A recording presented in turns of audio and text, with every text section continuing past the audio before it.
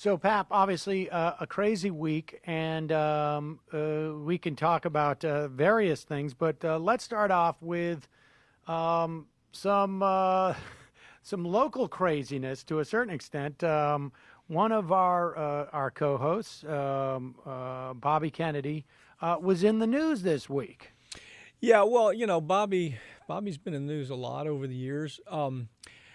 As you know, let me start that off this way. We were inundated with emails and tweets and phone calls and oh my God, from progressives and people that were driven, I'm sure, by the pharmaceutical companies. But here's my take on it, Sam. If I may, let me just give you my take. In the last election, there's a split between progressives who supported Bernie Sanders and Democrats who supported Clinton, and it reached a point that neither camp was ever taking the time to honestly evaluate the good ideas or the bad ideas with any degree of fairness. I mean, there was no logic to it. So in this controversy, I saw the same type of stilted, kind of narrow thinking play itself out in regard to Bobby Kennedy, who's a longtime friend of mine. I mean, 25 years friend. He used to be a law partner. He's been with me on radio for, 17 years. But being appointed, I saw him appointed to a governmental committee that had a goal of figuring out how to improve the delivery system for childhood vaccines. Now, here's the point. The first thing you start seeing is Bobby's an anti-vaxxer. Well, he's not. But if all you got to do is go to his site and see he's not an anti-vaxxer, his whole point had to do with the delivery system. But the drug industry immediately, Sam, we've seen this before, but they immediately began calling Bobby this anti-vaxxer. They have their drug industry trolls that they pay a lot of money to. I see it on virtually every case I handle, where they attack me and they attack the law firm for handling a case on a product that kills people. They knew they knew that he wasn't an anti-vaxxer when they said it, but they counted on the fact that people have become, Sam, they've become unwilling to honestly assess what's happening in political settings that involve any level of controversy. And the truth is, Bobby is not an anti-vaxxer. He said so many times on his website, he's pro-vaccine. He's vaccinated all his children. He simply has a belief that the delivery system for the vaccine can be causing harm to our children. So for years, you've watched this. I've watched it. You're as good a friend of him as I am.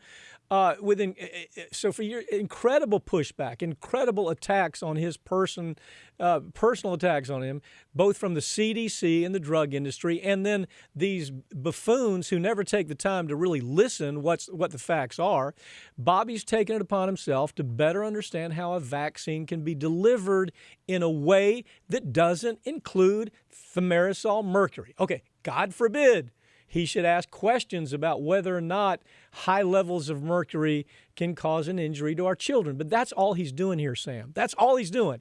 It's the delivery system. Doesn't have anything to do with vaccine. The vaccine is not, we all believe in vaccine, but you can improve the delivery system. That's all he's talking about. But, of course, the idiotic media that thinks everything in terms of third-grade 30-second soundbite, they go, well, he's a Trump guy. He's an anti-vaccine guy. All right. Well, let's back up for 1 second and just sort of lay out what there are two separate issues here. One is Bobby's supposed stance in terms of vaccines. The other is his going and ostensibly meeting with Donald Trump and being appointed to the head of a would-be commission. Now, we should say right up, Bobby went to visit Donald Trump this week, came down and told the press that he had been appointed to head of this commission. Subsequent to that, there was the Trump spokespeople said, well, there really is not a commission yet, but there might be, et cetera, et cetera. But, and in terms of, so let's take these two issues, and we should say Bobby will be here next week. So, I don't want to do too much without him on this, and this is a conversation we'll have with him, and we'll have a better sense of what's going on there. But Bobby's position on vaccines, I mean, And I have talked to him about this. We've talked about it on the program. He has a tremendous amount of skepticism around the thimerosal. From my perspective, I think, we've sat down and talked about this. I don't know, I think on this show, in fact.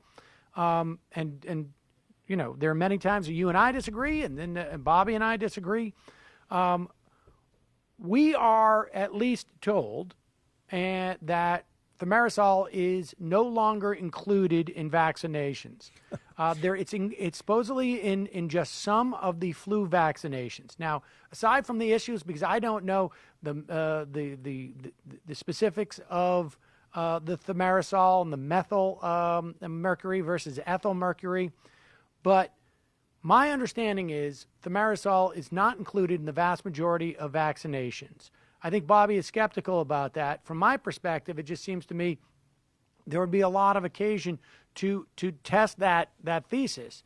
And certainly back in 2004, 2003, there was questions about the thimerosal that made sense. Once it was taken out, we did not see any implications for autism rates or anything else involving the dangers that one might associate with thimerosal. So this is a place where Bobby and I disagree, but he's done more research about it. I don't know that you do disagree. I don't think you're that far off on your position. Oh, look, Sam, honest to God, if I reduce this to the simplest argument, it is A, he believes in vaccines. B, he just says, let's come up with a better system to deliver it. That's it. Now, I will say this. There is a tremendous lack of transparency in this whole system, but part of the reason for that is because of the notion of herd immunity, that there is a public policy decision that is made that unless everyone buys into the notion of immunizations, then we spread disease. We spread disease. Yeah, there's no question that is a solid way to think about who we are. I mean, if we don't, we're at risk. But look, Sam, here's the problem. It's almost as if progressives have bought into everything. And progressives generally are very clear thinkers. I mean, they want to analyze, they want to understand, not like the other side. And so it's almost as if they've bought into this idea that Bobby, for some reason, is just out there in la-la land for no good reason. Let me remind you of a couple things. 1984, I think it was, Kennedy helped create one of the most important environmental organizations in America. Absolutely. The River Keepers. Set out to sue polluters who were destroying our waterways and polluting our drinking water. Believe it or not, he was hugely criticized for that. Where did the criticism come from? Corporate media. Came from their advertisers that they count on. 1999, Sam, Kennedy went toe-to-toe with Mayor Giuliani in New York. I think it was because the city's drinking water ran the risk of being polluted because of violations of watershed agreement, I think it was. The media actually criticized him for that. Corporate media came out against him for that. They made him look like a nutcase for that. 2001. Kennedy was thrown in prison, Sam. Do you realize I almost went on this same trip to Vieques? Fortunately, I had a trial. I didn't make it. But in 2001, Kennedy was thrown into prison for trying to stop the U.S. Navy from bombarding this darn island in Puerto Rico with radioactive shells. He went there to protest, and he spent 30 days in jail because of it. Corporate media attacked him in favor of the U.S. government's position, even though corporate media knew they were well aware of the fact that cancer clusters on that island were tragically, insanely high. It doesn't stop there, Sam, if I can just take a minute and finish. And we should add, his child was born while he was in jail. His child was born while he's in prison. And these people that say, "Whoa, God, he's just a nut out." No, he cares about issues. In 2013, Bobby was arrested for blocking this thoroughfare in front of the White House. I remember this because we were doing a show on it during a protest because he believed that the Keystone XL pipeline was a really bad idea. That it would cause pollution in one of the largest drinking water aquifers in the world. Corporate media, again, attacked him for that as being some type of left-wing troublemaker. Okay, why did they do that? Because corporate media is driven by corporations. 2001, front line, day to day, hand-to-hand combat with the petroleum since 2001. Hand-to-hand combat about climate change, year after year, month after month, costing Bobby incredible amounts of personal loss and financial loss. Coast to coast, though, he's traveling around trying to make something happen for our children, so he can give our children a planet that we can inhabit. 2 months ago, Dakota Access Pipeline. I could go on forever about the good that he's done. And damn it, we just have to stop. We have to stop this not thinking process and knee-jerk reaction like we're seeing on this particular this story. Yeah, I mean, there's obviously a lot of a knee-jerk response based upon his name, which they know is going to get headlines. We got to take a quick break, Pap. We'll talk more about this and other things when we return.